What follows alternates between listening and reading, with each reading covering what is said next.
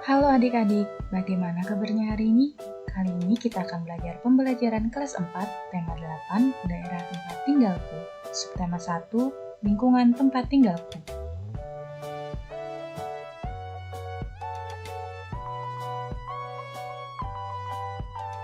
Tempat tinggal. Apa sih itu tempat tinggal? Tempat tinggal adalah tempat manusia menetap untuk berteduh dari keadaan alam, serta tempat melaksanakan hak dan kewajibannya dalam menjalani hidup. Tempat tinggal manusia biasanya berwujud rumah. Tempat tinggal merupakan kebutuhan utama bagi manusia. Setiap manusia tentu menginginkan lingkungan tempat tinggal yang nyaman untuk kehidupan.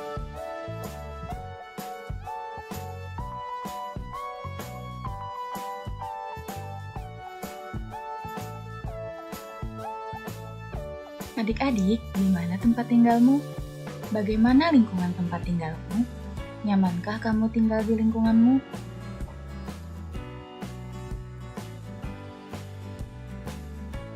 Udin akan bercerita tentang dari mana ia berasal. Mari kita simak. Aku dan keluargaku berasal dari Jawa Barat. Di Jawa Barat terdapat banyak tempat wisata, di antaranya Telaga Warna. Apa kamu pernah mendengar cerita asal mula Telaga Warna? Ayo kita cari tahu. Asal mula Telaga Warna. Dahulu kala di Jawa Barat, ada raja dan permaisuri yang belum dikaruniai anak. Padahal mereka sudah bertahun-tahun menunggu. Akhirnya, raja memutuskan untuk bertapa di hutan. Di hutan, raja terus berdoa kepada Yang Maha Kuasa. Raja meminta agar segera dikaruniai anak. Doa raja pun terkabul. Permaisuri melahirkan seorang bayi perempuan. Raja dan permaisuri sangat bahagia. Seluruh rakyat juga bersukacita menyambut kelahiran putri raja. Raja dan permaisuri sangat menyayangi putrinya. Mereka juga sangat memanjakannya. Segala keinginan putrinya dituruti. Tak terasa putri raja telah tumbuh menjadi gadis yang cantik. Hari itu dia berulang tahun ke-17. Raja mengadakan pesta besar-besaran. Semua rakyat diundang ke pesta. Raja dan permaisuri telah menyiapkan hadiah istimewa berupa kalung. Kalung tersebut terbuat dari untayan permata berwarna-warni. Saat pesta berlangsung, Raja menyerahkan kalung itu. Kalung ini hadiah dari kami. Lihat, indah sekali bukan? Kau pasti menyukainya, kata Raja. Raja bersiap mengalungkan kalung itu ke leher putrinya. Sungguh di luar dugaan, putri menolak mengenakan kalung itu. Aku tak suka kalung ini, ayah, tolak putri dengan kasar. Raja dan permaisuri terkejut.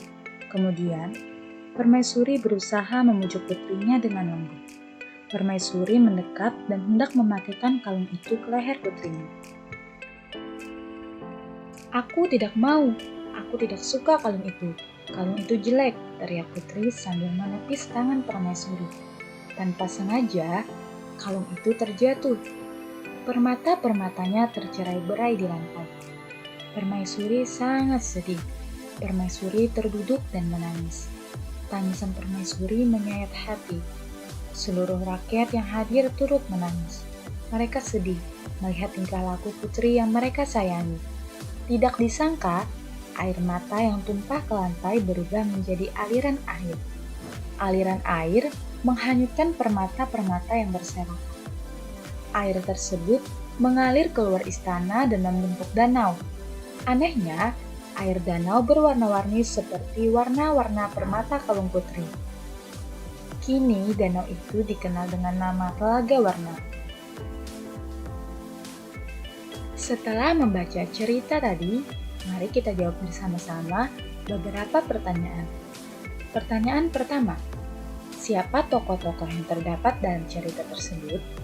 Tokoh-tokoh yang terdapat dalam cerita tersebut adalah raja, permaisuri, dan putri. Pertanyaan yang kedua, di mana raja melakukan pertapaan? Raja melakukan pertapaan di hutan.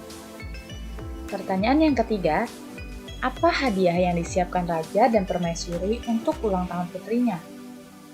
Hadiah yang disiapkan raja dan permaisuri untuk ulang tahun putrinya adalah sebuah kalung yang terbuat dari permata berwarna-warni. Pertanyaan yang keempat, mengapa permaisuri bersedih dan menangis?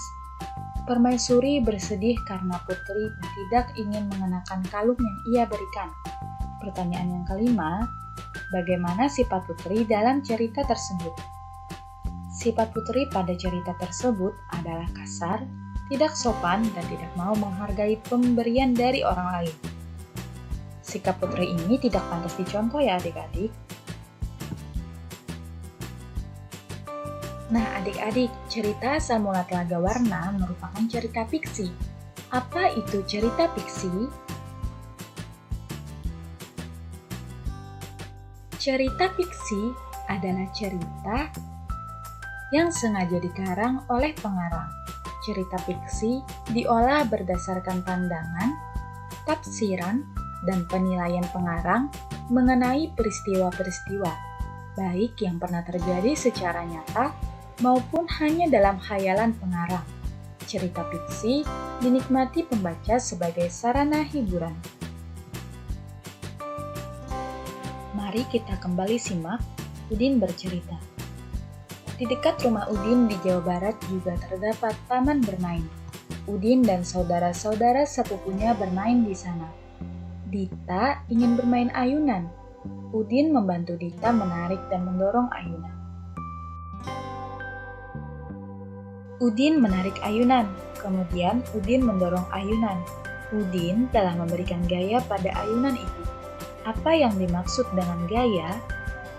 Gaya adalah suatu kekuatan yang mengakibatkan benda yang dikenanya dapat mengalami gerak, perubahan kedudukan, atau perubahan bentuk. Gaya juga dapat diartikan sebagai tarikan atau dorongan yang dapat memengaruhi keadaan suatu benda. Gaya yang diberikan Udin terhadap ayunan yaitu tarikan dan dorongan. Akibatnya, ayunan itu bergerak. Saat ditarik, ayunan bergerak ke belakang atau mendekati Udin. Saat didorong, ayunan bergerak ke depan atau menjauhi Udin. Apa yang dimaksud dengan gerak? Gerak adalah perpindahan kedudukan suatu benda terhadap benda lainnya. Baik perpindahan kedudukan yang mendekati maupun menjauhi suatu benda atau tempat asal akibat benda itu dikenai gaya. Contoh lainnya ketika mendorong meja dan juga menarik meja.